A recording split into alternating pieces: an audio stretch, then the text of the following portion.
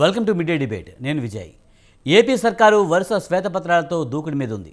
ఇప్పటికే పోలవరం, అమరావతి, ఇంధనశాఖపై శ్వేతపత్రాలు విడుదల చేసిన ప్రభుత్వం భూదందాలు, సహజ వనరుల దోపిడీ మరో శ్వేతపత్రాన్ని ప్రజల ముందుంచుతోంది. గత ప్రభుత్వ హయాంలో వేల కోట్ల రూపాయల ప్రభుత్వ ఆస్తులు సహజ వనరుల దోపిడీకి గురయ్యాయని కొత్త ప్రభుత్వం భావిస్తుంది. ఎన్నికల ప్రచారంలో టీడీపీ ఈ అంశాన్ని బలంగా వినిపించింది. అధికారంలోనికి వచ్చిన వెంటనే గత ప్రభుత్వ హయాంలో జరిగిన దోపిడీపై దృష్టి సారించిన కూటమి సర్కార్ వైట్ పేపర్ రెడీ చేసింది. ప్రధానంగా విశాఖ కేంద్రంగా జరిగిన దోపిడీపై వాస్తవాలను ప్రజల ముందు ఉంచేందుకు సిద్ధమైంది. విశాఖ ఫైల్స్ పేరుతో జనానికి నిజాలు వెల్లడిస్తామని ఎమ్మెల్యే గంటా శ్రీనివాస్ ప్రకటించారు. ఈ నేపథ్యంలో సహజ వనరుల దోపిడీలో వైసీపీ పెద్దలపై చర్యలు ఉంటాయనే ప్రచారం జరుగుతుంది. ఇక ఇదే అంశాన్ని ఇవాల్టి మిడ్ డే డిబేట్లో చర్చిద్దాం.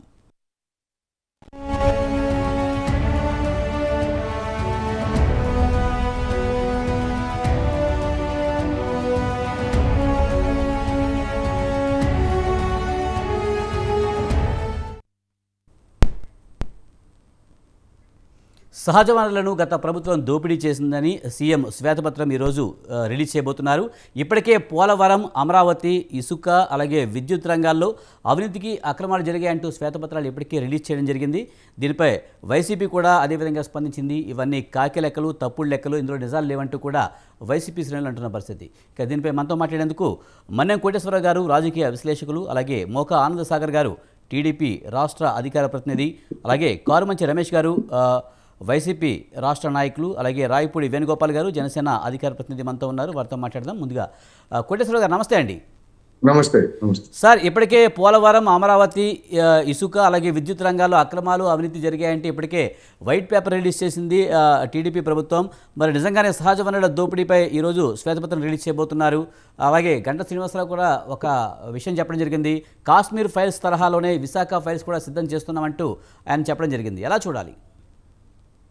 ఇప్పటి వరకు విడుదల చేసినటువంటి శ్వేతపత్రాల్లో ప్రస్తుతం రాష్ట్రంలో నెలకొన్నటువంటి పరిస్థితిలో ఒక కోణాన్ని ఆవిష్కరించారు, మరొక కోణం అందులో లేదు అనేటువంటిది ముందుగా మనం గమనించాలి. అదేవిధంగా రాబోయేటువంటి శ్వేతపత్రాల్లో కూడా ఇదే విధమైనటువంటి ధోరణి కనిపించేటువంటి అవకాశం కూడా ఉన్నది. దీనికి భిన్నంగా మిగతా పత్రాలు ఉంటాయని మనం అనుకోవట్లేదు. ఏమిటి ఒక కోణం అంటే, ఉన్నటువంటి స్టేటస్ని చెప్పడం ఒకటైతే, ఈ స్టేటస్ నుంచి రానున్నటువంటి 5 సంవత్సరాల్లో రోడ్ మ్యాప్ ఏమిటి అనేటువంటిది కూడా జనం సహజంగానే ఎదురు చూస్తారు. ఆ కోణం అనేటువంటిది లేదా అది ఎట్లా ఉంటుంది అనేటువంటిది ఈ శ్వేతపత్రాలన్నింటిలో కూడా మిస్ అయ్యింది. అది కావాలనే చెప్పలేదా, లేకపోతే చెప్పడానికి ఇబ్బందికరమైనటువంటి పరిస్థితి రాష్ట్రంలో ఉన్నదా అనేటువంటిది అధికార పార్టీ పెద్దలు కానివ్వండి, లేదా మంత్రులు, ముఖ్యమంత్రిగా ఉన్నటువంటి చంద్రబాబు నాయుడు గారు కానీ రాష్ట్ర ప్రజలకి తర్వాత అయినా, అంటే మొత్తం శ్వేతపత్రాలని విడుదల చేసిన తర్వాత అయినా, అదేవిధంగా అసెంబ్లీ సమావేశాలు లేదా బడ్జెట్ ప్రవేశపెట్టేటప్పుడైనా కూడా చెప్పాలనేటువంటిది జనం అంతా ఎదురు చూస్తున్నారు. అందువలన వాటికి ఉన్నటువంటి పరిమితులను మాత్రం ఈ సందర్భంగా మనం గుర్తుపెట్టుకోవాలి. ఉదాహరణకి విద్యుత్ శ్వేతపత్రమే తీసుకున్నట్లయితే దానిలో చెప్పినటువంటిది అప్పులు లేకపోతే ఇవ్వాల్సినటువంటి సబ్సిడీలని ఇవ్వకుండా నిలిపివేయడం, ఈ ప్రభుత్వ శాఖలు కావచ్చు లేదా ప్రభుత్వమే విద్యుత్ రంగానికి ఇతరత్ర సబ్సిడీలు కానీ నిలిపివేయడం వలన వేలాది కోట్ల రూపాయలు బకాయిలు పడి ఉన్నాయి.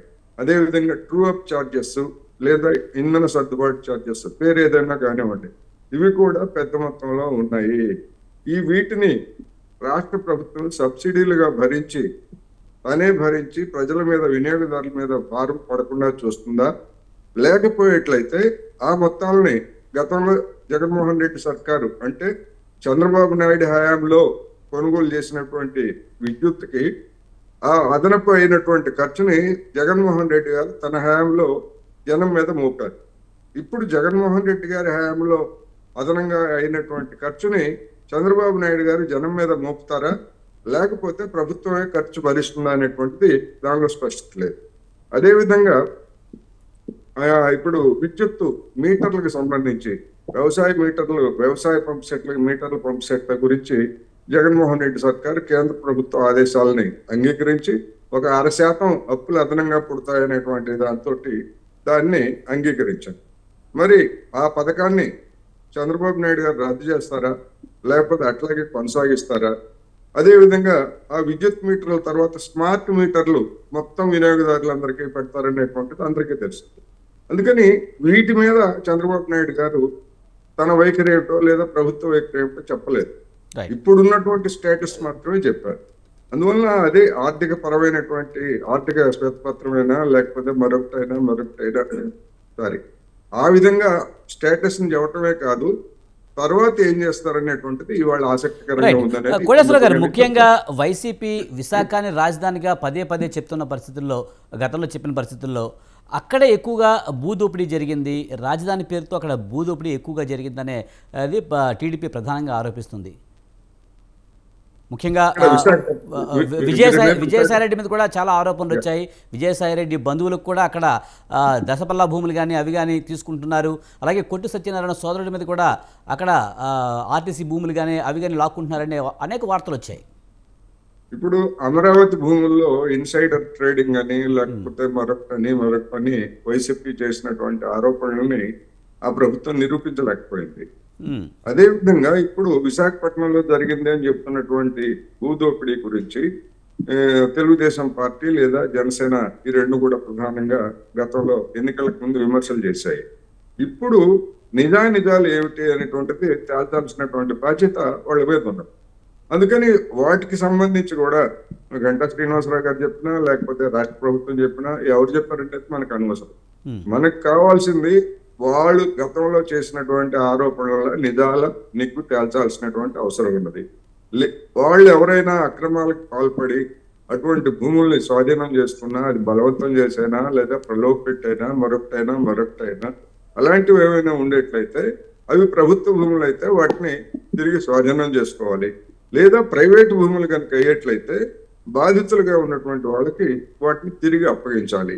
అందువల్ల ఏం చేస్తారు అనేటువంటిది ఇప్పుడు ఆసక్తికరంగా మారినటువంటి అంశం.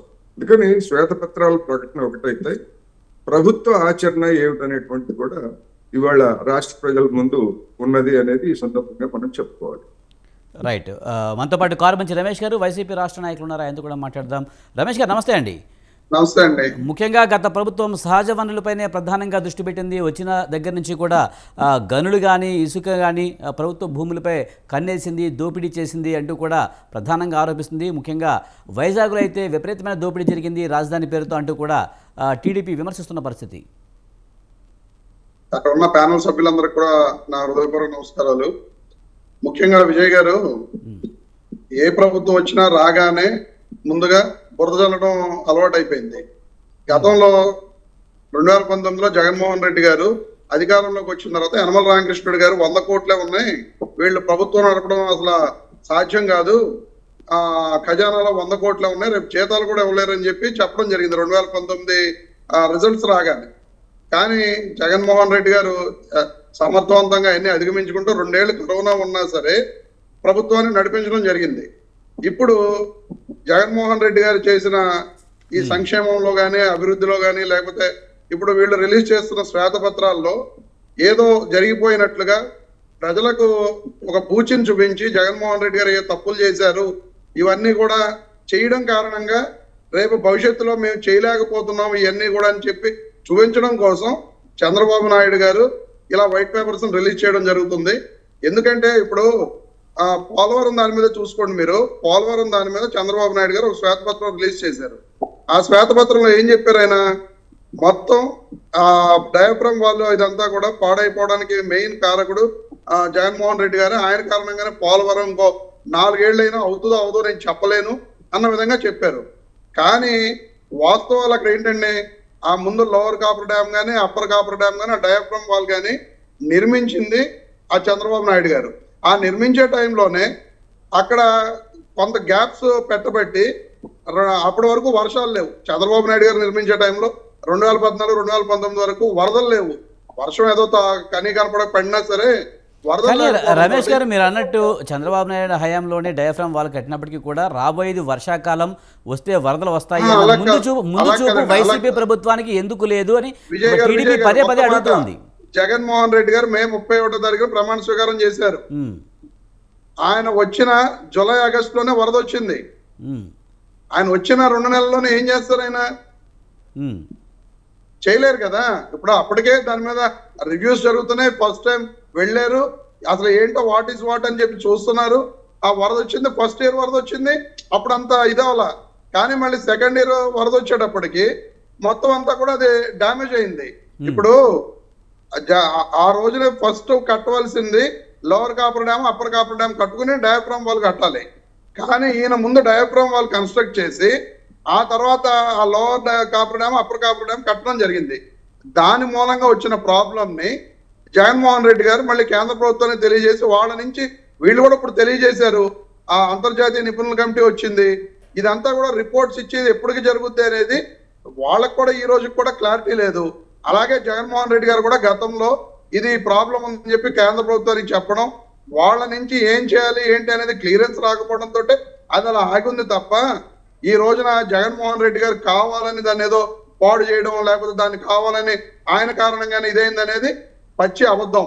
ఎందుకంటే ఆ రోజున జరిగిన వ్యవహారాలు నిజంగా జగన్మోహన్ రెడ్డి గారు పోలవరం కట్టకూడదని ఎందుకు అనుకుంటాడండి? ఆయన పోలవరం ఆయన హయాంలో అయిపోతే ఆయనకు మంచి పేరు వస్తుంది కదా, జగన్మోహన్ రెడ్డి గారు నిర్మించారనే ప్రజలందరూ చెప్పుకుంటారు కదా. రమేష్ గారు, ముఖ్యంగా సీఎం చంద్రబాబు గత ప్రభుత్వ వైఫల్యాలంటూ జగన్ మీద బురద జల్లాలంటూ చూస్తున్నారంటూ మీరు చెప్తున్నారు. కానీ ముఖ్యంగా విశాఖలో భూముల మీద అప్పట్లో వైజాగ్ ఎంపీగా ఉన్న విజయసాయిరెడ్డి మీద కానీ, అలాగే గతంలో మధురవాడలో కొన్ని ఎన్సీసీ భూములను నొక్కేస్తున్నారంటూ కూడా కొన్ని వార్తలు అయితే వచ్చాయి వైసీపీ వాళ్ళు. మరి వార్తలన్నీ అబద్ధాలు అంటారా? అందులో నిజం లేదంటారా? ఏమంటే నిన్న గంటా శ్రీనివాసరావు గారు వైజాగ్ ఫైల్స్ అనే ఇదితోటి మేము అతి త్వరలో రిలీజ్ చేయబోతున్నాం అది ఇది అని చెప్పారు. 2014 నుంచి 2019 మధ్య ఇదే గంటా శ్రీనివాసరావు గారి మీద అప్పటి బీజేపీ ఎమ్మెల్యే విష్ణుకుమార్ రాజు గారు, అదే ప్రభుత్వంలో మంత్రిగా ఉన్న చంద్రగాలి అయ్యన్న పాత్రుడు గారు ఒక సిట్ వేస్తే ఆ సిట్ కి గంటా శ్రీనివాసరావు గారు ఇలా భూములన్నింటినీ కూడా ఆక్రమణ చేశారు అని చెప్పి పట్టుకెళ్ళి ఆధారాలు ఇచ్చిన పరిస్థితి. ఇవాళ ఆయనే వచ్చి మా వైసీపీ వాళ్ళు మొత్తం దోచేశారు, ఆక్రమించేశారు అని చెప్పి ఆయన విశాఖ ఫైల్స్ అని నేను రిలీజ్ చేస్తానని చెప్పడం చాలా హాస్యాస్పదంగా ఉంది. ఎందుకంటే నిజంగా వాళ్ళ విజయసాయి రెడ్డి గారు వేరే ఇష్యూ మీద ప్రెస్ మీట్ పెట్టారు. ఆ ప్రెస్ మీట్ లోనే ఆయన చెప్పడం జరిగింది. ఆయన ఏం చెప్పారు? సార్, ఖచ్చితంగా మేము గనక నేను గాని నా బంధువులు గాని నాకు సంబంధించిన వాళ్ళు ఎవరైనా సరే ఎక్కడైనా భూములు మేము ఇబ్బంది పెట్టి ఆక్రమించామని చెప్తే మీరు యాక్షన్ తీసుకోండి అని చెప్పి ఆయన డైరెక్ట్ గా ప్రెస్ మీట్ లో చెప్పడం జరిగింది. అలాగే మేము కూడా మా పార్టీ తరఫున ఇప్పుడున్న ప్రభుత్వానికి చెప్తున్నాం, నిజంగా మా పార్టీ వాళ్ళు ఎక్కడా తప్పు చేయలేదు అనే నమ్మకం మాకుంది. ఎందుకంటే ఆ పార్టీలో పనిచేస్తున్న వ్యక్తులుగా నిజంగా మేము తప్పు చేశామని చెప్పి మీరు కనుక నిరూపించండి. ఎందుకంటే ఇప్పుడు మీదే ఉంది కదా ప్రభుత్వం. మరి ఆరోపణలు వస్తున్నాయి. మరి ఒక నిమిషం మీరు చెప్తున్నట్టుగా కేసులు నమోదు చేస్తున్న పరిస్థితి కనిపిస్తుంది. ఇదంతా రాజకీయ కక్ష అంటున్నారు, కానీ కేసును ఎదుర్కొనే ధైర్యం మీకుందా? తప్పకుండా ఎదుర్కొంటామండి. మరి అది రాజకీయ కక్ష ఎందుకు అంటున్నారు మీరు? ఎందుకని అంటున్నామంటే మేము తప్పు చేయలేదు కాబట్టి. ఇప్పుడు మేము తప్పు చేయలేదు కాబట్టి వాళ్ళు చంద్రబాబు నాయుడు గారు కానీ కూటమి ప్రభుత్వం కానీ ఎలాగోలాగా ఏదో ఒక ఇబ్బంది పెట్టాలి. ఏముంది సార్, ఈ రోజు కేసులు పెట్టడం, జరిగినా జరగకపోయినా ఒక కేసు పెడితే ఇది చేయొచ్చు, అది పెద్ద విషయం ఏం కాదు. ప్రభుత్వం వాళ్ళది ఉంది.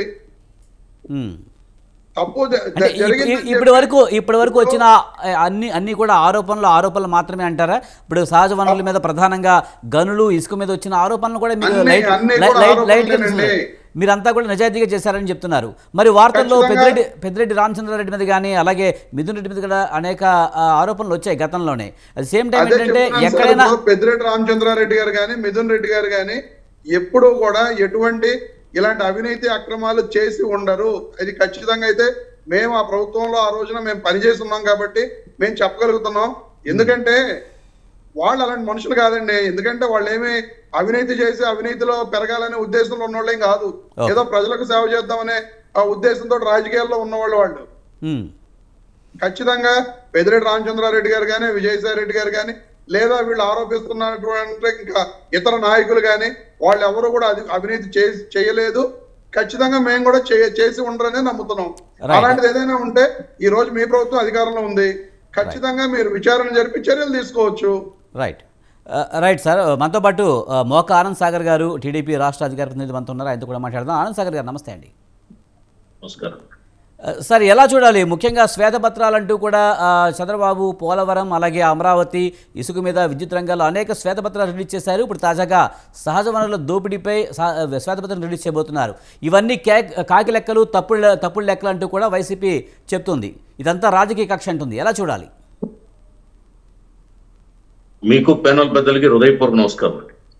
సార్, శ్వేతపత్రం విడుదల చేయడం అంటే పారదర్శకతని ప్రదర్శించడం. గత 5 ఏళ్లుగా ప్రభుత్వంలో ఉన్నటువంటి పార్టీ పరిపాలనలో ఏ శాఖలు ఏ విధంగా నిర్వీర్యం అయిపోయాయో ఆ శాఖల్లో ఉన్నటువంటి హెచ్చుతగ్గులేమిటో తప్పొప్పులేమిటో ఆ నిధుల యొక్క రాబడి ఎంత ఖర్చు ఎంత ఇత్యాది విషయాల్ని ప్రజల ముందు పెట్టడం ప్రభుత్వ బాధ్యత. జవాబుదారీతనం అనేది ప్రభుత్వం ప్రజాస్వామ్య ప్రభుత్వానికి ఉన్నటువంటి పారదర్శక ఒక కోణం. ఆ కోణంలో చంద్రబాబు నాయుడు గారు ఒక పరిపాలనా దక్షుడు కాబట్టి అనుభవజ్ఞుడు కాబట్టి ఉన్న వాస్తవాన్ని ఇప్పటి వరకు ఉన్నటువంటి ప్రభుత్వం 5 ఏళ్లు ఏ విధంగా ఈ ప్రభుత్వాన్ని నడుపుకొచ్చింది, ప్రభుత్వ పరిస్థితి ఎలాగుంది, ఆర్థికంగా ఎలాగుంది, రాజకీయంగా ఎలాగుంది, సామాజికంగా ఎలాగుంది, అసలు ఈ వ్యవస్థలన్నీ ఏ విధంగా ఉన్నాయనేది ప్రజల ముందు పెట్టి అప్పుడు ఆయన ఏం చేయబోతున్నారో చెప్పబోతారు. ఏ విధంగా ముందుకెళ్ళబోతున్నారో చెప్పబోతారు. ఎన్నికల ముందు కూడా మేము చెప్పాం మేము ఏ విధంగా ముందుకెళ్తాం, ఏ విధంగా రాష్ట్రాన్ని గాడిలో పెడతాం. దానికి కట్టుబడే ఈ నెల రోజుల్లోనే మచ్చుకి కొన్ని చంద్రబాబు నాయుడు గారు చూపించడం జరిగింది. అనేక నిర్ణయాలు తీసుకోవడం ఒక్క 30 రోజుల్లోనే, మొన్న 11వ తారీఖు తోటి నెల రోజులు పూర్తయింది. 30 రోజుల్లోనే ప్రభుత్వం ప్రజల మన్ననలు పొందింది. ఇది గొప్ప రికార్డు. ఎందుకంటే ఒక డిజాస్టర్ ప్రభుత్వం గద్దె దిగిన తర్వాత 30 days లో ప్రభుత్వాన్ని గాడిలో పెట్టడం, వరుసగా అన్ని శాఖల పైన శ్వేతపత్రాలు రిలీజ్ చేయడం, వాస్తవాన్ని ప్రజల ముందు పెట్టడం, చెప్పిన హామీల్ని అమలు చేసుకుంటూ పోవడం ఇది మామూలు రికార్డు కాదండి. ఇది ఒక్క చంద్రబాబు నాయుడు గారికి కూటమి ప్రభుత్వానికి మాత్రమే సాధ్యమైనటువంటి విషయం. ఇది పోలవరం ఈ 2021 జూన్లో ప్రారంభించి తీరుతామని అసెంబ్లీ సాక్షిగా జగన్మోహన్ రెడ్డి గారు కుండ బద్దలుకుంటున్నట్టు చెప్పడం జరిగింది ఆ రోజు. తర్వాత మళ్ళీ ఆ శాఖ మంత్రి ఆయన నెల్లూరు అనిల్ కుమార్ యాదవ్ ఆయన కూడా 2022లో పూర్తవుతుందని చెప్పారు. విజయసాయి రెడ్డి గారు 2023లో పూర్తవుతుందని చెప్పాడు. అంబటి రాంబాబు గారు వచ్చి పోలవరం గురించి నాకేం తెలియదు, నేనేం మాట్లాడలేను, నేను ఇంజనీర్ని కాదు, మాట్లాడవలసిన అవసరం నాకు లేదు, అది వేస్ట్ ప్రాజెక్ట్ అని చెప్పి కుండ బద్దలుకుంటున్నట్టు ఆయన చెప్పాడు. అలా ఏం చెప్పలేదు సార్. ఉన్నాయి కదా, బోల్డ్ చెప్పలేదు, వైరల్ అవుతున్నాయి. ఇప్పుడు అసలు రివర్స్ టెండరింగ్ అని చెప్పి మీరు కాంట్రాక్టర్ని ఎందుకు మార్చినట్టు, మీరు రివర్స్ టెండరింగ్ ద్వారా ఏం ఆదా చేసినట్టు, ఈవేళ వ్యయం ఇప్పుడు అంచనా వ్యయం ఎందుకు పెరిగిపోయింది, దానికోసం ఇప్పుడు కేంద్రం దగ్గర ఇప్పుడు కొత్తగా వచ్చినటువంటి ప్రభుత్వం ఎందుకు దాన్ని సవాలుగా స్వీకరించి కేంద్రాన్ని ఒప్పించే ప్రయత్నం చేయాల్సి వచ్చింది. 58,000 కోట్ల రూపాయల అదనపు నిధులు, భారం 68,000 కోట్ల రూపాయల అదనపు నిధులు ఎందుకు పెరిగినాయి ప్రాజెక్ట్ ఇచ్చాం సార్, అది 58,000 కోట్లు. రమేష్ గారు వాళ్ళ వెర్షన్ చెప్పండి కంప్లీట్ గా. ఈ విధంగా ప్రాజెక్ట్ ని మీరు అధికారంలోకి వచ్చిన నెల రోజులకి అక్కడ పనిచేస్తున్నటువంటి కార్మికులందరినీ వెళ్ళగొట్టారు కదా. ఎక్కడ పనిచేస్తారు అసలు? పోనీ మీరు పనిచేస్తే ప్రతిపక్ష నాయకుడిగా చంద్రబాబు నాయుడు గారు పోలవరం ప్రాజెక్ట్ సందర్శనకి వెళ్తే ఎందుకు అడ్డుకున్నారు? పోనీ ఒక సామాన్యుడిని అక్కడికి వెళ్ళనిచ్చారా? ఏమండి, ప్రభుత్వం తప్ప ప్రతిపక్షం ఒక ప్రాజెక్ట్ దగ్గరికి వెళ్ళి పరిశీలన చేయడానికి అవకాశం లేదా ప్రజాస్వామ్యంలో? దాన్ని అడ్డుకుంటారా? ఎందుకు అడ్డుకున్నారు మీరు? ఎక్కడ మీ పరిపాలనలో పారదర్శకత ఉంది? ఏనాడైనా మీ ముఖ్యమంత్రి గారు జగన్మోహన్ రెడ్డి గారు ఒక శాఖ పైన సమీక్ష పెట్టి ఇదిగో ఇది పరిస్థితి అని ప్రజల ముందు పెట్టినటువంటి సందర్భం ఉందా? ఇవన్నీ వద్దు. దళితులపై జరిగిన దాడులపై ఏనాడైనా ఒక ప్రెస్ మీట్ పెట్టి ఆయన మాట్లాడా? ఏ వర్గాల పైన, బీసీల పైన జరిగిన దాడులపై మాట్లాడా? అక్రమ అరెస్టుల మీద, అక్రమ కేసుల మీద మాట్లాడారా? లేదే. ఏనాడు ముఖ్యమంత్రి బయటికి రాలేదు. బయటకు వస్తే బారికేడ్లు కావాలి, లాఠీలు కావాలి, తోటాలు కావాలి, ఇవన్నీ కావాలి కదా, చెట్లు నరికేయాలి, ఈ బోల్డ్ అంగం ఉంది, హెలికాప్టర్ కావాలి 7 కిలోమీటర్లకి, బోల్డ్ అంగమా ఉండేది ముఖ్యమంత్రి గారికి. అలా కాకుండా ఈవేళ చంద్రబాబు నాయుడు గారు కాన్వాయ్ ఆఫ్ చేసి ప్రజల ముందు ఆగి మాట్లాడి వినతులు స్వీకరించి వెళ్తున్నారు. లోకేష్ గారు ప్రజా దర్బారు పెట్టి ఆనంద్ సాగర్ గారు, ముఖ్యంగా మీరు చెప్తున్నారు శ్వేతపత్రాలు పారదర్శక పాలనకు నిదర్శనం అని మీరు చెప్తున్నారు, కానీ అందులో నిజాలు ఉన్నాయా అనేది వైసీపీ అడుగుతున్న ఒకటైతే, శ్వేతపత్రం అనేది కాలయాపన కోసం చేస్తుంది, ఇది ఇచ్చిన హామీల నుంచి తప్పించుకునేందుకు ఒక కుట్ర, రాష్ట్ర ఆర్థిక పరిస్థితి ఎలా ఉంది, మేము చేయలేమని చేతులు ఎత్తేయడమే అని చెప్పి వాళ్ళు అంటున్నారు. కాలయాపన చేయడానికి శ్వేతపత్రాలు రిలీజ్ చేయడానికి అసలు హాస్యాస్పదంగా దాన్ని మాట్లాడడం. కాలయాపన చేయాలంటే శ్వేతపత్రాలు అడ్డు పెట్టుకోవాలా? అంతే, ఏదో చూపించాలి కదా సార్. శ్వేతపత్రం అంటే అర్థం ఏంటండి? శ్వేతపత్రం అంటే అర్థం ఏంటి? ప్రభుత్వం యొక్క చిత్తశుద్ధిని నిరూపించేదాన్ని శ్వేతపత్రం అంటారు. ఇదిగో నేను ముఖ్యమంత్రి అయ్యేటప్పటికీ, అందులో చెప్పేటప్పుడు మాత్రం వాస్తవాలని దాచేస్తున్నారనేది వైసీపీ అంటున్నమాట. వాస్తవాలు దాయడానికి శ్వేతపత్రం రిలీజ్ చేయాల్సిన అవసరం లేదు. ఈ శ్వేతపత్రం దాని గురించి మాట్లాడే అర్హత వైసీపీకి లేదు. వాళ్ళ జన్మలో ఒక్క శ్వేతపత్రం కూడా రిలీజ్ చేయలేదు. మేము అనేక సందర్భాల్లో నా మట్టుకు నేను అధికార ప్రతినిధిగా కొన్ని లక్షల సార్లు డిమాండ్ చేశా. ఏనాడన్నా శ్వేతపత్రం ఆ ప్రభుత్వం రిలీజ్ చేసిందా? అక్కర్లేదు, శ్వేతపత్రం కూడా అక్కర్లేదండి. ముఖ్యమంత్రి గారు ఒక ప్రెస్ మీట్ పెట్టి మాట్లాడా ఎప్పుడన్నా? పోనీ మరొక మంత్రి అన్న తన శాఖ కోసం ప్రెస్ మీట్ పెట్టి మాట్లాడా? ఏం మాట్లాడారు? ప్రెస్ మీట్ పెట్టి వాళ్ళు బటన్ నొక్కడానికి వచ్చేవాడు ముఖ్యమంత్రి గారు. పవన్ కళ్యాణ్ గారు 4 పేమెంట్ గురించి, లేకపోతే లోకేష్ గారు డిఎన్ఏ గురించి, లేదా చంద్రబాబు నాయుడు గారు భార్య గురించి ఇట్లాంటి మాటలు మాట్లాడారు తప్ప జగన్మోహన్ రెడ్డి గారు ఎప్పుడు లోకేష్ గారి గురించి. రైట్, రమేష్ గారు మీరు అన్ని రాసుకోండి, మీరు మాట్లాడదిరిగాను. రైట్. కాబట్టి వైసీపీ పార్టీ చాలా కనీసం ఒక 6 మాసాలు వేచి చూడాలి, ప్రభుత్వ వ్యవహార సరళిని పరిశీలించాలి, అప్పుడు మీరు రండి కార్యరంగంలోకి. అందుకు నేను చెప్తున్నా తమ్ముడికి, నేడు పోయి రేపు రండి మాట్లాడదాం. ఇప్పుడు మీరు మాట్లాడితే అది హాస్యాస్పదం అవుతుంది. దొంగని చెప్పినట్టు అసమర్థుడు మాట్లాడే మాటలాగా మీరు అనవసరంగా సెల్ఫ్ కోల్ కావద్దని నేను విజ్ఞప్తి చేస్తూ, మాది పారదర్శకత ఉన్నటువంటి ప్రభుత్వం, అభివృద్ధి సంక్షేమం ధ్యేయంగా ముందుకెళ్లే ప్రభుత్వం.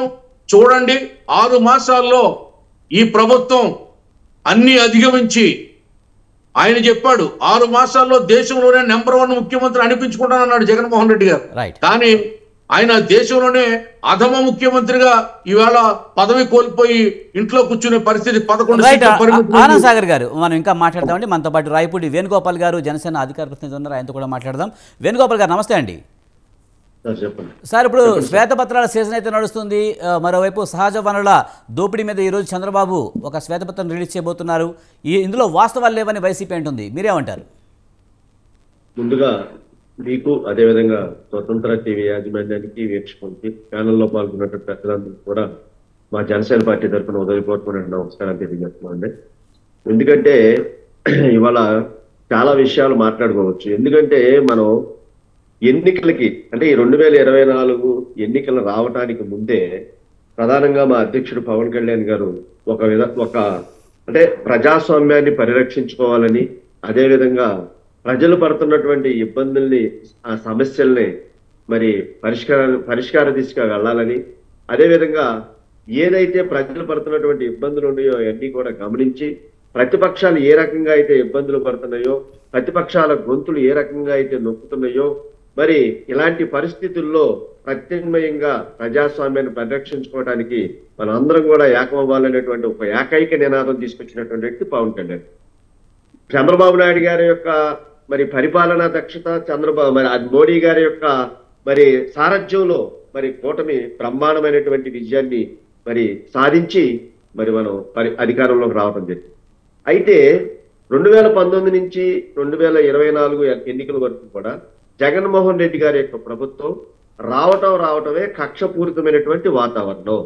అంటే అభివృద్ధి లేనటువంటి సంక్షేమాన్ని, కనీసం ప్రజలకు కావాల్సినటువంటి మౌలిక సదుపాయాల విషయంలో కూడా నిర్లక్ష్యం చేసి, ఇందాక పెద్దలు చెప్పినట్టు ఓన్లీ బటన్ నొక్కడానికే పరిమితం అయిపోయారు తప్ప ఏ ఒక్క ప్రజాప్రతినిధి కూడా అంటే వాళ్ళ పార్టీలో ఉన్నటువంటి ప్రజాప్రతినిధులకు కానీ మంత్రులకు కానీ వాళ్ళు పరిపాలించేటువంటి విధానం మీద సరైనటువంటి అవగాహన లేకుండా పూర్తిగా ఆయన యొక్క చెప్పు చేతల్లోకి తీసుకుని మరి అధపాతాళానికి వెళ్ళిపోయినటువంటి ఆంధ్ర రాష్ట్రం యొక్క పరిస్థితిని మనం గమనించిన తర్వాత వీళ్ళందరూ వచ్చిన తర్వాత ఒకటే చెప్తున్నారు, మనం కక్షపూరితమైనటువంటి వాతావరణం మనకొద్దు, ప్రజలు మనకి అధికారాన్ని ఇచ్చారు, ప్రజాస్వామ్యాన్ని మనం పరిరక్షించుకోవాలి, ప్రజల సమస్యలను తీర్చాలి, మన ముందు అనేక రకాలైనటువంటి సమస్యలు ఉన్నాయి కాబట్టి వీటన్నిటినీ కూడా మనం ఏదైతే నమ్మకం ప్రజల మీద మన మీద పెట్టుకున్నారో మనం వాటి మీద దృష్టి పెడదామనేటువంటి ఒక ఆలోచన విధానంతోనే A1 నుంచి కూడా 30 రోజుల నుంచి కూడా మీరు ఏ శాఖ అయినా పరిశీలించండి. మా అధ్యక్షుడు పవన్ కళ్యాణ్ గారు తీసుకున్నటువంటి మరి శాఖల విషయంలో కానీ, చంద్రబాబు నాయుడు గారు రోజువారీ సమీక్షలు కానీ, ప్రతి ఒక్క మంత్రి కూడా మరి ఇవాళ సమీక్షలు చేసేటువంటి విధానం చూస్తున్నట్టయితే గత ప్రభుత్వానికి ఈ ప్రభుత్వానికి తేడా ఏంటి అనేది మరి అందరూ కూడా గమనిస్తున్నటువంటి పరిస్థితి. ఇక రెండోది, శ్వేతపత్రాలు ఎందుకు విడుదల చేయాలంటే జగన్మోహన్ రెడ్డి గారు ఆంధ్ర రాష్ట్రానికి పరిపాలించేటువంటి టయానికి కేవలం 2,50,000 కోట్ల రూపాయలు అప్పు ఉన్నటువంటి మన ప్రభుత్వం ఆంధ్ర రాష్ట్రం వీళ్ళు దిగిపోయే నాటికి 2024 నాటికి మనకి కాగ్ నివేదికలు కానీ అన్ని నివేదికలు ఇచ్చినటువంటి లెక్కల ప్రకారం దాదాపుగా 13 లక్షల కోట్ల రూపాయల అప్పుని మరి ఈ వైసీపీ ప్రభుత్వం చేసింది. కేవలం బటన్ నొక్కటం వల్ల 2,70,000 కోట్ల రూపాయలు మాత్రమే వీళ్ళు వినియోగించారు. మిగిలినటువంటి 13 లక్షల కోట్ల రూపాయలు వీళ్ళు తీసుకొచ్చారు. మరి ఈ 13 లక్షల కోట్ల రూపాయలు ఏమైపోయినాయి, ఎక్కడ అవినీతి జరిగింది, ఏమైపోయినాయి అనేటువంటి ఒక పరిశీలన కోసం, అంటే ఏ శాఖలో ఎంత ఉండే, ఏ శాఖలో ఏమేం ఖర్చు పెట్టారు, వీళ్ళు ప్రజాధనాన్ని ఏ రకంగా దుర్వినియోగం చేశారు అనేటువంటి ఒక ఆలోచన విధానంతో అందరూ కూడా కూటమి నాయకులందరూ కూడా ఒక ఆలోచన చేసి ముందు చంద్రబాబు గారి నాయకత్వంలో శ్వేతపత్రాలను విడుదల చేసేటువంటి కార్యక్రమాన్ని మరి ప్రారంభించడం జరిగింది. దానిలో మొట్టమొదటిగా మరి పోలవరం యొక్క శ్వేతపత్రాన్ని విడుదల చేశారు, తర్వాత అమరావతి, తర్వాత విద్యుత్తు, ఇవాళ ఈ ఖనిజ సంపద మీద విడుదల. దేనికి ఇదంతా ఎందుకు చేస్తున్నారంటే పవన్ కళ్యాణ్ గారు స్పష్టంగా చెప్పారు, స్వచ్ఛ ఆంధ్ర అనేటువంటి నిధులు 1,600 కోట్ల రూపాయలు ఉంటే దాదాపు అందులో 100 కోట్లు కూడా 7 కోట్లు కూడా లేనటువంటి పరిస్థితి ఉంది. అధికారులు కూడా సమాధానం చెప్పలేనటువంటి పరిస్థితిలో ఉంది. కాబట్టి ఇదంతా కూడా మనం పరిశీలించాల్సినటువంటి అవసరం ఉంది. ప్రతి శాఖ ఉన్నటువంటి అధికారులందరూ కూడా మాకు లెక్కలు చెప్పండి, మేము ప్రజలకి జవాబుదారితనంగా, ఇద్దరు పెద్దలు చెప్పినట్టు శ్వేతపత్రం అనేది జవాబుదారితనంగా మేము ముందుకెళ్లాల్సినటువంటి అవసరం ఉంది.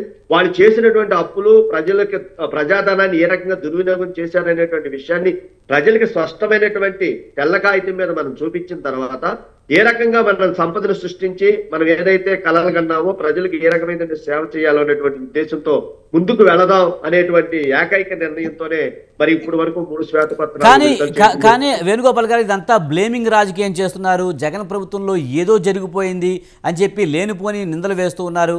అసలు ఈ ప్రభుత్వం ఏం చేయబోతుందో చెప్పకుండా గత ప్రభుత్వం గురించి టార్గెట్ చేస్తుందంటూ వైసీపీ విమర్శిస్తున్న పరిస్థితి. లేదండి ఇందా రమేష్ అన్న గారు మాట్లాడుతూ కూడా ఆయన సున్నితంగానే చెప్పారు కాబట్టి ఎక్కడ ఘాటుగా వెళ్ళలేదు, కానీ మేము కూడా ఘాటుగా వెళ్ళదలుచుకోలేదు. కాదు, మేము చెప్పేది ఏంటంటే వాళ్ళు చేసినటువంటి పనిని ఇందాక కోటేశ్వరరావు గారు కూడా చెప్పారు. శ్వేతపత్రం విడుదల చేయటం అనేది చేస్తున్నారు కానీ తర్వాత ఏం చేస్తారనేది చెప్పటం లేదు. అదొక్కటి క్వశ్చన్ మార్క్ గా ఉందనే విషయాన్ని ఆయన డౌట్ వ్యక్తపరిచారు. కాబట్టి మేము చెప్పేది కూడా ఏంటంటే ఇవాళతో కలిపి 4వ శ్వేతపత్రమే కాబట్టి తప్పకుండా ఈ 13 లక్షల కోట్ల రూపాయల అప్పు బండారం బయటపెట్టి వీళ్ళు ఎంత తినేశారో అనేటువంటిది ప్రజలకు తెలియజేసిన తర్వాత ఏ రకంగా మనం సంపదను సృష్టించేటువంటి పరిస్థితులను ఏ రకంగా మనం నెలకొల్పుకుందాం, ఏ రకంగా ముందుకు వెళ్దాం అనేటువంటి ఆలోచనతో వెళ్తున్నారు. ఇద్దరు రమేష్ అని చెప్పినట్టు మేము ఎక్కడా కూడా 5 సంవత్సరాలు ఎవరిని ఇబ్బంది పెట్టకుండా బ్రహ్మాండమైనటువంటి పరిపాలన మేము అందించామన్నారు. మరి ఇవాళ చంద్రబాబు కూటమి ప్రభుత్వం, ఎన్డీఏ ప్రభుత్వం అధికారంలోకి వచ్చిన తర్వాత దాదాపుగా ప్రజలకు ఇచ్చినటువంటి వాగ్దానం ప్రకారం మరి 4,000 రూపాయల పెన్షన్ ఒకేసారి మరి వైసీపీ ప్రభుత్వం మళ్ళీ 250 5 సంవత్సరాలు పెంచుకోకుండా ఇచ్చిన మాట ప్రకారం 4,000 రూపాయలు కూడా అప్పుడు ఏప్రిల్ నుంచి కూడా ఉన్నటువంటి 3,000 7,000 రూపాయలు పెన్షన్ నే మరి ప్రజలకి అందించినటువంటి విధానాన్ని మనం గమనించాలా. ఇవాళ ఉద్యోగస్తుడికి 1వ తారీఖునే వాళ్ళ ఖాతాల్లో మరి వాళ్ళ యొక్క బ్యాంక్ అకౌంట్లో డబ్బు వేసినటువంటి విధానాన్ని కూడా మనం పరిగణలోకి తీసుకోవాలి. కాబట్టి పరిపాలన అనేది ఎక్కడ ఆగదు, పరిపాలన ముందుకు వెళ్తానే ఉంటది. కానీ తెచ్చినటువంటి అప్పులు ఏ రకంగా ఉపయోగించారు? పోలవరాన్ని పూర్తి చేయలేకపోయారు, అమరావతిని నిర్మించలేకపోయారు. మరి ప్రధానమైనటువంటి 2 సమస్యలు మీరు పక్కన పెట్టి మరి వైజాగ్ లో ఉన్నటువంటి మరి రిషికొండని తొలగించి అక్కడ ప్యాలెస్ కు 500 రూపాయలు మరి డబ్బులు తగలేశారంటే 500 రూపాయలు 500 కోట్ల రూపాయలు వాళ్ళు డబ్బులు పెడితే ఇవాళ రోడ్ల మీద మరి చంద్రబాబు గారిని సమీక్షించి గుంటలు పోర్చడానికి 300 కోట్ల రూపాయలు డబ్బుని మరి శాంక్షన్ చేయడం జరిగింది. అంటే ప్రజాధనాన్ని 500 కోట్ల రూపాయలు ఆ రకంగా ప్యాలెస్ కు పెట్టే బదులు అదే 500 కోట్ల కోసం ప్రజల అభివృద్ధి కోసం రోడ్ల మీద ఈ గుంటల మీద కూర్చున్నట్లయితే ప్రజలు ఇబ్బంది పడేవాళ్ళు కాదు కదా అనేటువంటి ప్రశ్న కూడా మరి వాళ్ళ ప్రశ్నించుకోవాల్సినటువంటి పరిస్థితులు ఏర్పడింది.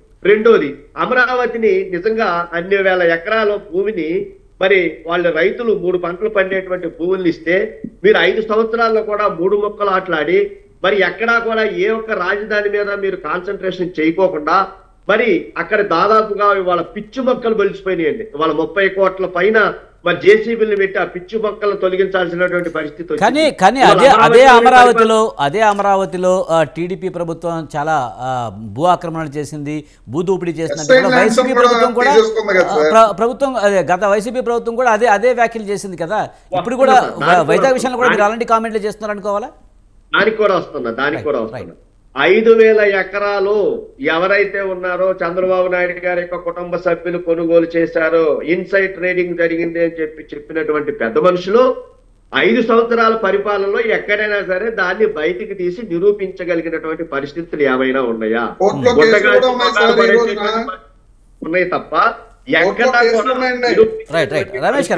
కాబట్టి ఏ ఒక్క వ్యక్తి మీద కూడా దాని నిరూపణ అనేది ఈ రోజు వరకు జరగలేదు. కాబట్టి చట్టం తన పని తాను చేసుకుపోయింది. కాబట్టి ఇవాళ మీరు ఏదైతే ముళ్ళ కంచెలో పెంచినటువంటి అమరావతి ఉందో మరి అదే అమరావతి నుంచి ఇవాళ అసెంబ్లీ జరిగింది, ఇవాళ పరిపాలన అక్కడి నుంచే సాగుతుంది, సమీక్షలు అక్కడే జరుగుతున్నాయి, మరి మంత్రులందరూ అక్కడికే వెళ్తున్నారు. ఈ రకమైనటువంటి మీరు పెంచినటువంటి ముళ్ళ చెట్టుల్లో ఇవాళ పరిపాలన సాగించడం కోసం ముందడుగేస్తున్నటువంటి ఈ యొక్క ఎన్డీఏ కూటమి యొక్క పరిస్థితులను కూడా ఇవాళ ప్రజలు గమనిస్తున్నారనేటువంటి విషయాన్ని మనం దృష్టిలో పెట్టుకుంటూ ఇవాళ మీరు మంచి సబ్జెక్ట్ ఇంకోటి చెప్పారు. ఇవాళ విడుదల చేయబోయేటువంటి ఖనిజ సంపద. ఏమండి, నిజంగా ఖనిజ సంపద ఎంత దోచేశారండి? నిజంగా ఇసుకని మేము కొత్త పాలసీ తీసుకొస్తాం అని చెప్పి భవన కార్మికులకు తినడానికి తిండి కూడా లేనటువంటి పరిస్థితులకు తీసుకెళ్లి వాటిని తీసుకెళ్లి ప్రైవేట్ వ్యక్తులకి దారాదత్తం చేసి మరి ట్రాక్టర్ ఇసుక కొనాలంటే 8,000 రూపాయలు ఉన్నటువంటి పరిస్థితుల్లో ఇవాళ ఎన్డీఏ గవర్నమెంట్ వచ్చిన తర్వాత ఉచిత ఇసుక విధానాన్ని ప్రవేశపెట్టిన తర్వాత ఇవాళ ట్రాక్టర్ ఇసుక 1,300 రూపాయలకు వచ్చేటువంటి పరిస్థితుల్లో ఇవాళ ప్రజలకి అవకాశం దొరుకుతుంది అంటే మరి ఆనాటి ఖనిజ సంపద ఏ రకంగా వీళ్ళు తోచేశారు అనేటువంటి విషయం. కేవలం 30 లక్షల రూపాయలు మేము 30 లక్షలు ఇళ్ల స్థలాలు మేము ఇచ్చాం పేద ప్రజలకి అని చెప్పి 1 సెంటు ఇళ్ల స్థలాలను చూపించి ఇసుక పుసక మట్టి కనీసం ఖనిజ సంపదనంతా కూడా తోసేసి ఎమ్మెల్యేలు వైసీపీ నాయకులందరూ కూడా డబ్బు సంపాదించుకునేటువంటి ఒక ఏటీఎం కార్డు లాగా మరి ఇవాళ ఖనిజ సంపదను తినేశారు. కాబట్టి అలాంటి ఖనిజ సంపద మీద ఈ రోజున మరి శ్వేతపత్రం విడుదల కాకపోతుంది. కాబట్టి దాంట్లో ఉన్నటువంటి ఎంతమంది దోపిడీదారులు దోచేశారో, ఎంతమంది ఈ ప్రైవేట్ ఇసుక కాంట్రాక్టులు తినేశారనేటువంటి విషయం గత కొన్ని గంటల్లోనే వెలుగులోకి వచ్చింది. కాబట్టి ఇది కూడా ప్రజలు గమనిస్తారు.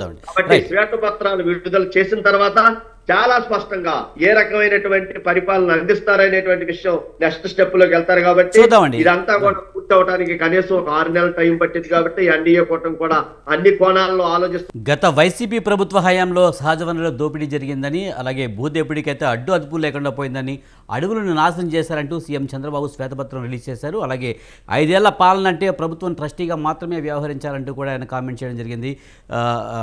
కోటేశ్వరరావు గారు, ముఖ్యంగా చంద్రబాబు అయితే శ్వేతపత్రం రిలీజ్ చేయడం జరుగుతుంది. ముఖ్యంగా ఆయన చెప్పడం జరుగుతుంది, బుక్కుల మీద కేవలం బొమ్మ వేయించుకోవడానికి 13 కోట్లు ఖర్చు అయింది. తర్వాత పొలాల్లో వేసే రాళ్ళు, అంటే సరిహద్దు రాళ్ళు వేసే క్రమంలో 640 కోట్లు ఖర్చు అయింది. ఇదంతా దుబారా చేసింది వైసీపీ ప్రభుత్వం, ఇందులో అవినీతికి పాల్పడిందంటూ కూడా చంద్రబాబు కామెంట్ చేయడం జరిగింది. ఎలా చూడాలి? డెఫినెట్ గా అండి, ఇప్పుడు పాస్ పుస్తకాల మీద లేకపోతే డాక్యుమెంట్ల మీద బొమ్మలు వేసుకోవడం అనేటువంటిది అది రాచరికం లేకపోతే భూస్వాముల సంస్కృతి తప్ప ప్రజాస్వామిక సంస్కృతి అయితే కాదు. అదేవిధంగా రాళ్ల మీద పొమ్మలేసుకోవడం కూడా అవన్నీ కూడా అది అవాంఛనీయమైనటువంటి పనులు. మరి జగన్మోహన్ రెడ్డి గారికి అలాంటి సలహాలు ఎవరైనా ఇచ్చారా, లేకపోతే ఆయన బుర్రలోనే అటువంటి ఆలోచన వచ్చిందా అనేటువంటిది మనకు తెలియదు. కానీ అవన్నీ కూడా నిజంగా రాజుల సొమ్ము రాళ్ల పాలు అన్నట్టుగా ప్రజల సొమ్ముని ఆ విధంగా దుర్వినియోగం చేయడం అనేటువంటిది తీవ్రంగా గ్రహించాల్సినటువంటి అంశం. ఒకవైపు అప్పులు పెద్ద ఎత్తున అప్పులు చేస్తూ రాళ్ల మీద బొమ్మలకి లేకపోతే ఆ చిహ్నాలు వేసుకోవడానికి అంత ఖర్చు చేయాల్సినటువంటి అవసరం లేదనేది సందర్భంగా నేను చెప్పగలుగుతున్నాను. అందుకని ఆ పత్రంలో ఉన్నటువంటి మిగతా అంశాలన్నింటినీ కూడా సమగ్రంగా పరిశీలించి కొన్ని అభిప్రాయాలని వెల్లడించవచ్చు. ఇక్కడ ఈ సందర్భంగా ఇందాక రమేష్ గారు మాట్లాడినటువంటి కొన్ని అంశాల గురించి నేను ఒక విషయం చెప్పదలుచుకున్నాను. ఇక్కడ శ్వేతపత్రాల్లో ఉన్నటువంటి అంశాలతోటి కాలయాపన చేయడానికి ప్రయత్నిస్తూ ఉందనేటువంటిది రాజకీయ పరమైనటువంటి విమర్శ. అటువంటి విమర్శ చేయడానికి వైసీపీకి కానీ లేదా మరొకరికి కానీ వాళ్ళకి పూర్తి హక్కులు ఉన్నాయి. కానీ శ్వేతపత్రాల్లో ఉన్నటువంటి అంకెలు వాస్తవం కాదు అని కనుక చెప్పేట్లయితే వాళ్ళు దాన్ని సవాల్ చేయొచ్చు. సహకార చట్టం ఒక నిమిషం అండి. ఒకవేళ ఆ అంకెలు కనుక తప్పు అయితే మీరు సవాల్ చేయొచ్చు. సమాచార హక్కు చట్టం కింద దాన్ని అఫీషియల్ గా తెప్పించుకోవచ్చు. అది రాష్ట్ర ప్రభుత్వం విడుదల చేస్తుంది అఫీషియల్, లేదా దాన్ని కోర్టులో సవాల్ చేయొచ్చు, లేదా మీ దగ్గర ఉన్నటువంటి సమాచారాన్ని చెప్పొచ్చు. ఎందుకంటే మీరు గతంలో చంద్రబాబు నాయుడు గారు అధికారం నుంచి దిగిపోతూ విడుదల చేసినటువంటి శ్వేతపత్రాలు తర్వాత మీ ప్రభుత్వం వచ్చిన తర్వాత అందులో ఉన్నటువంటి వాస్తవాల గురించి మీ ప్రభుత్వం ఎప్పుడు కూడా గడిచినటువంటి 5 సంవత్సరాల్లో ఒక్క శ్వేతపత్రం కూడా విడుదల చేయలేదు. అందువలన ఆ విధమైనటువంటి నైతిక పరమైనటువంటి హక్కు మీకు ఉన్నదా అనేటువంటిది మీరు ఆలోచించుకోవాలి. రెండోది, మీరు పోలవరం గురించి చెప్పారు. పోలవరం పెరిగినటువంటి 55,000 కోట్లకు పెరిగినటువంటి అంచనాలు అంటే కాస్ట్ ఎస్కలేషన్ అనేటువంటిది 2019 ఫిబ్రవరిలోనే టెక్నికల్ కమిటీ ఆమోదించింది. అంటే చంద్రబాబు నాయుడు గారి హయాంలోనే దాన్ని ఆమోదించింది, మీ హయాంలో కాదు. మీరు దాన్ని ఆమోదింపజేయడానికి కేంద్ర ప్రభుత్వం దగ్గర నరేంద్ర మోడీ గారి దగ్గర ఎలాంటి ప్రయత్నము చేయలేదు. అది ఇప్పటికీ అలాగే పెండింగ్ లో ఉన్నది. ఒకటి. రెండోది, డయాఫ్రమ్ వాల్ కొట్టుకుపోయింది. సరే, ప్రకృతి వైపరీత్యాలకి డయాఫ్రమ్ వాల్ కొట్టుకుపోవచ్చు, లేదా ప్రాజెక్టులో కొట్టుకుపోవచ్చు, అది వేరే అంశం. కానీ ఆ కొట్టుకుపోయినటువంటి వాళ్ళని కట్టడానికి కూడా మీరు కేంద్ర ప్రభుత్వం నుంచి అనుమతి తెచ్చుకోలేకపోయారు. మీరు ప్రత్యేక హోదా గురించి కబుర్లు చెప్పినటువంటి వాళ్ళు డయాఫ్రమ్ వాల్ గురించి కట్టడానికి కూడా మీరు గట్టిగా అడగలేకపోయారు. అంటే ఎప్పుడైనా ఆ విషయం మీరు కానీ మీరంటే పార్టీ కానీ ముఖ్యమంత్రి కానీ ఎప్పుడైనా కేంద్రం ఈ విధంగా అన్యాయం చేస్తా ఉంది పోలవరాన్ని ఎప్పుడైనా చెప్పిన పాపను పోయారు? ఇవాళ చెప్తున్నారు కేంద్రం ఇవ్వలేదని. కేంద్రం ఒకవేళ ఇవ్వలేదు అనుకున్నా, ఇవ్వకపోవడం కాదు సార్, అక్కడ మీరు ఎందుకు అడగలేదు అది నేను అడుగుతా ఉంది. ఎందుకు అడగలేదని గజేంద్ర సింగ్ షెకావత్ గారు ఇరిగేషన్ మినిస్టర్ గా ఉన్నప్పుడు జగన్మోహన్ రెడ్డి గారు 4-5 సార్లు వెళ్ళి కలిశారు. ఫలితం రమేష్ గారు ఫలితం మనకు కావాల్సింది ఫలితం. నిజమేనండి. ఇప్పుడు మీ ప్రభుత్వము లేదా కేంద్ర ప్రభుత్వం ఇద్దరు వైఫల్యమా కాదా? దాన్ని వైఫల్యం ఏముంది సార్? ఇప్పుడు అది మా చేతకాలేదని చెప్పండి. సెంట్రల్ గవర్నమెంట్ ప్రాజెక్ట్ అది. నేను అందుకే అడుగుతున్నా, ఎప్పుడైనా మీరు అధికారంలో ఉండగా ఆ విషయం చెప్పారా? ఎందుకు చెప్పలేదండి? ఇలా టెక్నికల్ శాంక్షన్స్ కోసం ఇట్ల కోసం చెప్పాడు. ఎన్నిసార్లు ఢిల్లీ వెళ్ళినప్పుడల్లా రమేష్ గారు మీరు పదే మీ ప్రభుత్వం కూడా చాలా సందర్భాల్లో మేము చెప్తున్నాం మాట్లాడుతున్నామని వ్యాఖ్యలు చేశారు, కానీ దాన్ని తెచ్చుకోలేకపోయారనేది కోటేశ్వరరావు గారి అభిప్రాయంగా కనిపిస్తుంది. కాదు, ఎప్పుడైనా అసెంబ్లీలో గానీ లేకపోతే అధికార పూర్వకంగా గానీ ఒక ప్రకటన చూపించమనండి. వైసీపీ గజేంద్ర సింగ్ షెకావత్ గారి దగ్గరికి వెళ్ళినప్పుడు గజేంద్ర సింగ్ షెకావత్ గారిని మీరు ఏం అడిగారు అనేటువంటిది కాదండి, మీరు ప్రజలకు చెప్పారా?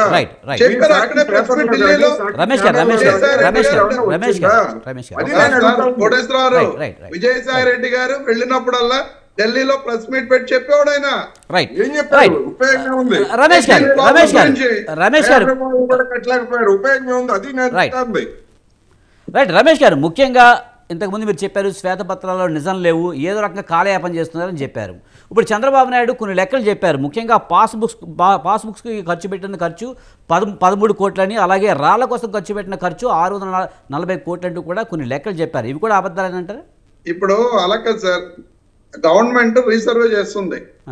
రీసర్వే చేస్తున్నప్పుడు మొత్తం స్టేట్ అంతా రీసర్వే చేస్తున్నారు ల్యాండ్స్. రీసర్వే చేస్తున్నప్పుడు రాళ్ళు అవసరం కాబట్టి రాళ్ళకి దానికి ఇది ఇచ్చారు, ఇండెంట్ ఇచ్చారు. ఇచ్చినప్పుడు అక్కడ ఏ అధికారి ఆ సలహా ఇచ్చారో లేకపోతే ఇంకెవరు సలహా ఇచ్చారో ఆ బొమ్మ రాళ్ళకైతే ఖచ్చితంగా రాళ్ళు కావాలి కదండి రీసర్వే చేసేటప్పుడు. దాని మీద జగన్ గారు బొమ్మ వేశారు అనేది వీళ్ళు స్పెసిఫిక్ గా చూపిస్తున్నారు తప్ప ఆ రాళ్ళు ఆ రేట్ ఉంటాయో ఉండవు అనేది ఇప్పుడు అది తప్ప ఒప్ప అనేది వాళ్ళు ప్రూవ్ చేయొచ్చు కదా. ఓన్లీ బొమ్మని ప్రొజెక్ట్ చేస్తున్నారు వాళ్ళు.